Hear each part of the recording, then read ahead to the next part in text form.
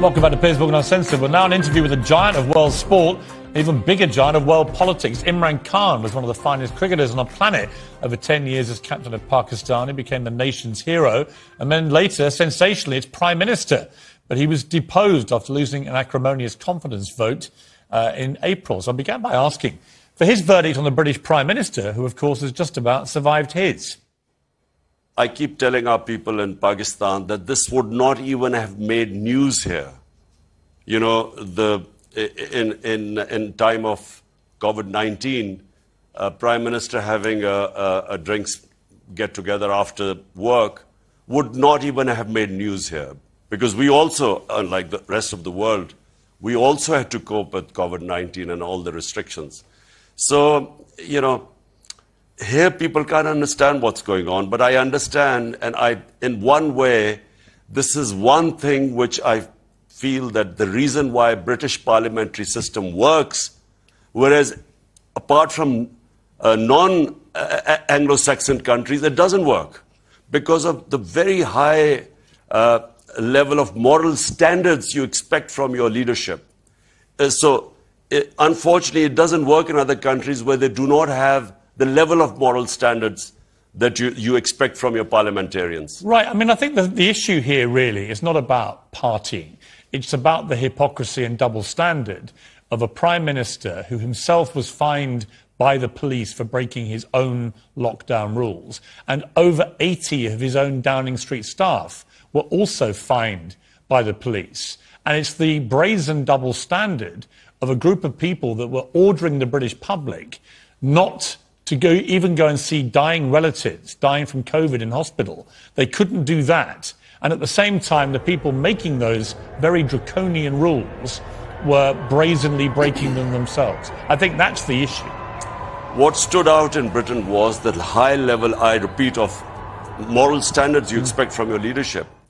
In Pakistan, you know, the vote of no confidence against me, which took place, the whole country knew that the going rate to buy my parliamentarians was $1 million.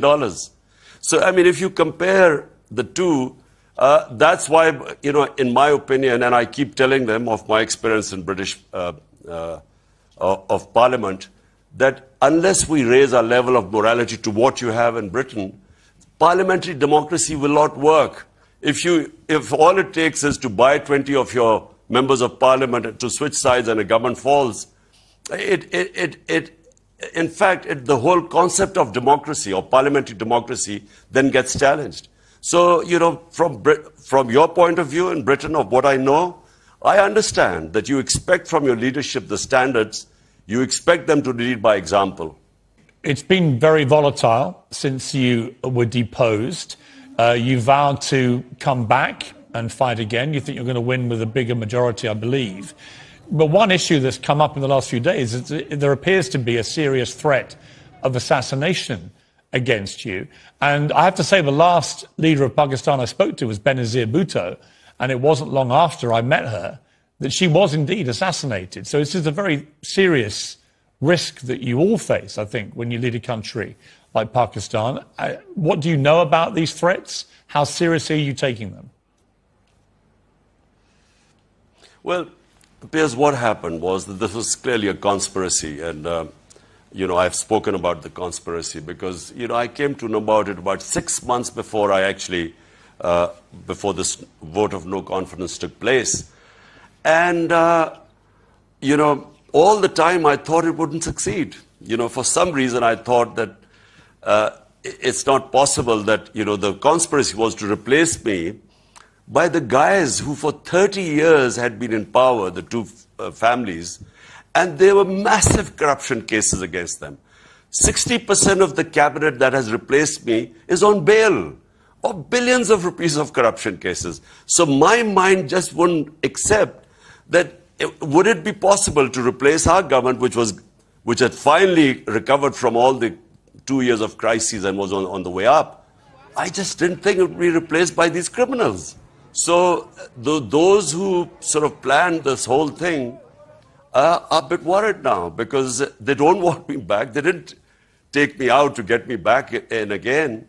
So that's when I I found out that they had planned this final solution. But you were known, Imran, on the cricket field, you were known as completely fearless. No opponent ever put fear into you. But when you're a political leader and you're in the situation that you're in now, where there's a genuine threat against you of assassination, do you feel fear? No, you know, Piers, when I entered politics, I actually had conquered my fear of dying. Otherwise, I would not have entered politics, because I came in to stand up against the entire status quo. I came to fight corruption. Today, the entire political spectrum, 16 parties on one side and I'm on the other side. And because this was the status quo, which is 60 years of our last 62 years, half has been ruled by military and half by these two families. So I came to fight these two families.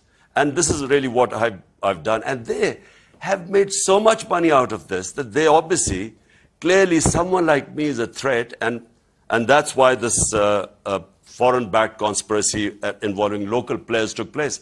Now, I know that they would try to... My life has had various threats over a period of time.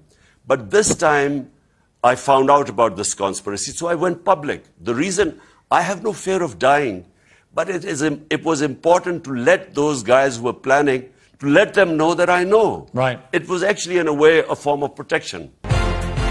Welcome back. Well, Russian forces began mercilessly shelling Ukraine on February the 24th, the day that President Putin launched his full-scale invasion. But hours later, Imran Khan shook his hand and sat down for talks in the Kremlin. How does he justify that? Does he now regret it? I promise you, I had no idea. I arrived the night before. I was only there for one night. Next morning when I wake up, I discover that this Ukraine adventure had started. Now, it was, we discussed amongst ourselves. We realized that there was very poor timing. But at the same time, we realized that it was extremely important for the 220 million people of Pakistan that we actually get these. I mean, I understand that. I understand. I completely understand that you didn't know before you made the trip. I guess the criticism, which may be legitimate, is that once you knew what he'd done, to then stay there and still go through with the meetings that you had planned, sent the world a message that you were not that upset by what he was doing in Ukraine. Countries like us, you know, who have huge populations, and we have, 100 million people who are vulnerable right now. So we should actually make policies, have relationship with everyone, but make policies that benefit our people. Well, I understand just that. But like what India is doing right now. I understand that, Imran. What I would say back to that is we talked earlier about the higher morality standards in the UK when it comes to holding leaders to account. I simply would say I don't criticise you for having planned a trip to Moscow, but I think there is legitimate criticism that once you knew what he had done, it illegally invaded a sovereign democratic country. Did your moral instinct not tell you that it would be wrong to stay there, that you should have just got straight out of there?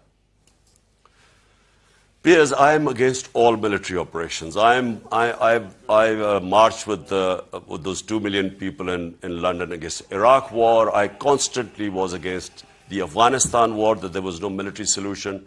I do not believe what Putin has done of trying to find a military solution in Ukraine. I always believe these are miscalculations. They cause a lot of hardship. And I did give a statement when I was in Moscow that military actions are not a solution.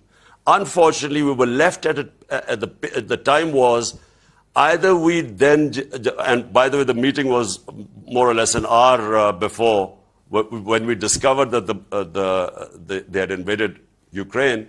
It was a question of 1 hour in between to decide whether we abandon the trip or have the meeting with Putin. And so eventually we decided that, look, at this stage, we will fall between two stools. With Russia, we will break all relationship, leaving at this juncture. And at the same time, you know, is it going to make any difference if Pakistan decides to sort of condemn Russian invasion by leaving there? Imran, are you in a position now to see what Putin has done in Ukraine and emphatically, publicly denounce it? Any conflict, and especially where you go and any conflict creates bloodshed. But, just like in Iraq, in Afghanistan, God knows how many people died there. And similarly in Ukraine, going into Ukraine, the sort of what we are saying right now, I'm sure that if President Putin realized what was happening right now, he wouldn't have started this. But do you personally condemn the war in Ukraine now, knowing what you've seen in the last 3 months? Piers, let me just say one thing. I am basically against all operations. So if you want to ask me a question, do I condemn what is happening in what happened in Iraq? I thought it was wrong, and I would condemn that. Afghanistan, U.S. going in and then staying. Okay, once they got decimated Al-Qaeda in the first year, what was the purpose of staying there for the next 19 years? So it was a useless war. And yes, if I would advising President Putin, I would not have gone there. And yes, a war that creates bloodshed, and which it is, and collateral damage and civilians, yes. Let me ask you about Afghanistan, because from the moment the Americans led the rather dramatic and chaotic, and many think disastrous, overnight pullout from Afghanistan of its forces, it seems the Taliban have basically wrestled back control of the country at record speed and are now going back to running the country how the Taliban did before, notably with severe oppression of women in Afghanistan. What is your view of that? Because you've been broadly supportive, I think, of the Taliban being able to run the country again, but are you supportive of the way they treat women there? Let the people of Afghanistan decide which way they will go. They're strong people. Afghan women are strong. In my opinion, given a chance, you will see them asserting their rights. But the last thing we should do is try to interfere in people with the Afghan government. They're very proud people.